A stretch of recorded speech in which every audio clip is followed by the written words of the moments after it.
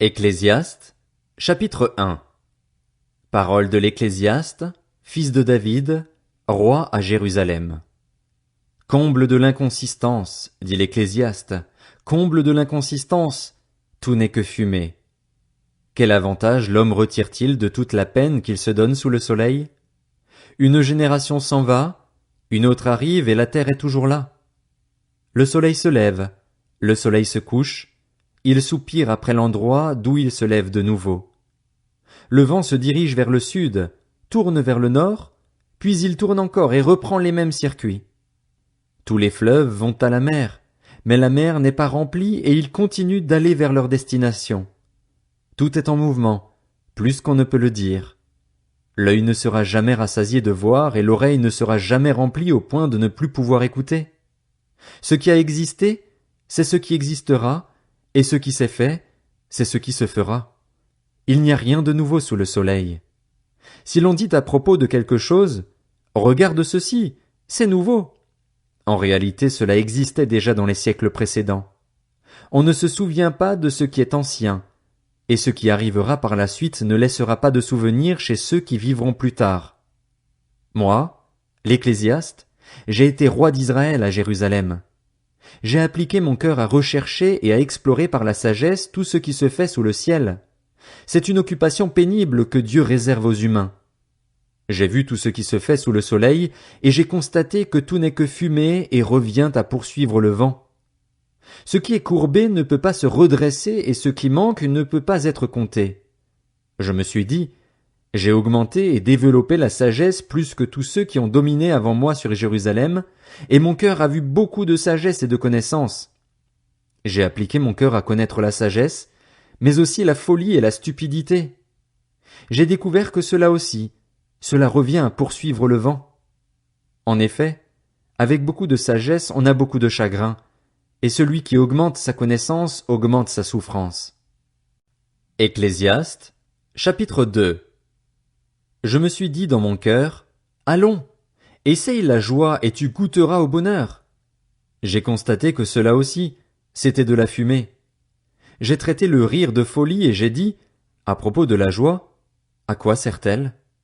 J'ai imaginé, dans mon cœur, de livrer mon corps au vin tout en me conduisant avec sagesse, et de m'attacher à la folie jusqu'à ce que je voie ce qu'il est bon pour les humains de faire sous le ciel tout au long de leur vie. Je me suis lancé dans de grandes entreprises. Je me suis construit des maisons, je me suis planté des vignes, je me suis fait des jardins et des vergers et j'y ai planté toutes sortes d'arbres fruitiers. Je me suis fait des réservoirs pour arroser des pépinières. J'ai acheté des serviteurs et des servantes. J'en ai eu d'autres, nés chez moi. J'ai aussi possédé des troupeaux de bœufs et de brebis, plus que n'importe qui avant moi à Jérusalem. J'ai même amassé de l'argent et de l'or, les richesses des rois et des provinces. Je me suis procuré des chanteurs et des chanteuses, et ce qui fait le plaisir des hommes, des concubines en quantité. Je suis devenu grand, plus grand que n'importe qui avant moi à Jérusalem, sans rien perdre de ma sagesse. Je n'ai rien refusé à mes yeux de tout ce qu'ils réclamaient, je n'ai privé mon cœur d'aucune joie. En effet, mon cœur était réjoui par tout mon travail, et c'est toute la part que j'en ai retirée. Puis j'ai réfléchi à tout ce que mes mains avaient entrepris, à la peine que j'avais eue pour le faire, et j'ai constaté que tout n'est que fumée et revient à poursuivre le vent. Il n'y a aucun avantage à retirer de ce qu'on fait sous le soleil. J'ai réfléchi à ce qui caractérise la sagesse, la folie et la stupidité. En effet, que fera l'homme qui succédera au roi? N'est-ce pas ce qu'on a déjà fait? J'ai vu que la sagesse a sur la folie le même avantage que la lumière sur l'obscurité. Le sage a ses yeux bien en place, tandis que l'homme stupide marche dans l'obscurité. Toutefois, j'ai aussi reconnu que le même sort est réservé à l'un et à l'autre, et je me suis dit dans mon cœur, j'aurai le même sort que l'homme stupide. À quoi m'a-t-il donc servi d'être plus sage que lui? Et je me suis dit dans mon cœur, c'est encore de la fumée. En effet, le souvenir que l'on garde du sage n'est pas plus durable que celui que l'on garde de l'homme stupide, puisque, dès les jours suivants, tout est oublié. Comment se fait-il que le sage meure tout comme l'homme stupide? Alors j'ai détesté la vie. Oui, ce qui se fait sous le soleil m'a déplu, car tout n'est que fumée et revient à poursuivre le vent. J'ai détesté tout le travail que j'ai accompli sous le soleil et dont je dois laisser la jouissance à l'homme qui me succédera. Et qui sait s'il sera sage ou fou? Pourtant, il sera maître de tout mon travail, de tout le fruit de ma sagesse sous le soleil. Cela aussi, c'est de la fumée. J'en suis venu à désespérer à cause de toute la peine que je me suis donnée sous le soleil. En effet, un homme peut travailler avec sagesse, savoir-faire et succès, et il doit laisser le produit de son travail à un homme qui ne s'est donné aucune peine pour cela. Cela aussi, c'est de la fumée et c'est un grand malheur. Oui, que retire l'homme de tout son travail et des préoccupations de son cœur, alors qu'il se donne tant de peine pour cela sous le soleil? Ses journées ne sont toutes que souffrance et son activité n'est que chagrin. Même la nuit, son cœur ne connaît pas le repos. Cela aussi, c'est de la fumée. Le seul bonheur, pour l'homme, consiste à manger, à boire et à se donner du plaisir dans son travail, mais cela aussi, je l'ai bien vu moi-même, dépend de Dieu. En effet, qui peut manger et jouir de quelque chose en dehors de moi? Oui, à l'homme qui lui est agréable, il donne la sagesse, la connaissance et la joie, mais aux pécheurs il réserve la tâche de récolter et d'amasser des biens afin de les donner à celui qui est agréable à Dieu. Cela aussi, c'est de la fumée et cela revient à poursuivre le vent. Ecclésiaste, chapitre 3. Il y a un moment pour tout et un temps pour toute activité sous le ciel. Un temps pour naître et un temps pour mourir, un temps pour planter et un temps pour arracher ce qui a été planté, un temps pour tuer et un temps pour guérir, un temps pour démolir et un temps pour construire, un temps pour pleurer et un temps pour rire, un temps pour se lamenter et un temps pour danser, un temps pour lancer des pierres et un temps pour en ramasser, un temps pour embrasser et un temps pour s'éloigner des embrassades, un temps pour chercher et un temps pour perdre, un temps pour garder et un temps pour jeter, un temps pour déchirer et un temps pour coudre, un temps pour se taire et un temps pour parler, un temps pour aimer et un temps pour détester, un temps pour la guerre et un temps pour la paix. Mais quel avantage celui qui agit retire-t-il de la peine qu'il se donne? J'ai vu quelle occupation Dieu réserve aux humains. Il fait toutes choses belles au moment voulu.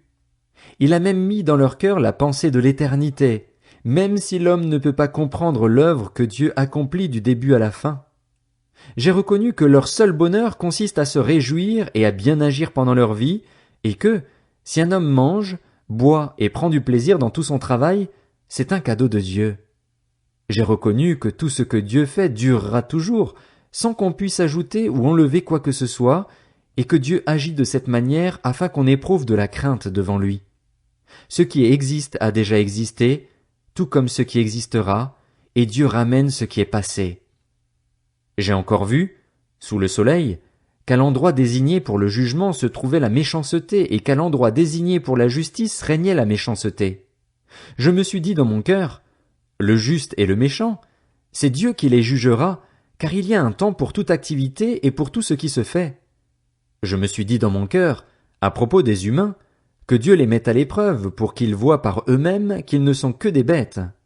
En effet, le sort de l'homme et celui de la bête sont identiques. Ils meurent tous les deux. Ils ont tous un même souffle et la supériorité de l'homme sur la bête est nulle, puisque tout n'est que fumée. Tout va au même endroit. Tout a été fait à partir de la poussière et tout retourne à la poussière. Qui sait si le souffle des humains monte vers les hauteurs et si le souffle de la bête descend dans la terre? J'ai vu qu'il n'y a rien de mieux pour l'homme que de se réjouir de ce qu'il fait. Voilà quelle est sa part. En effet, qui le ramènera pour qu'il voie ce qui sera après lui? Ecclésiaste, chapitre 4. J'ai examiné ensuite toutes les oppressions qui se commettent sous le soleil. Les opprimés sont dans les larmes et personne ne les console.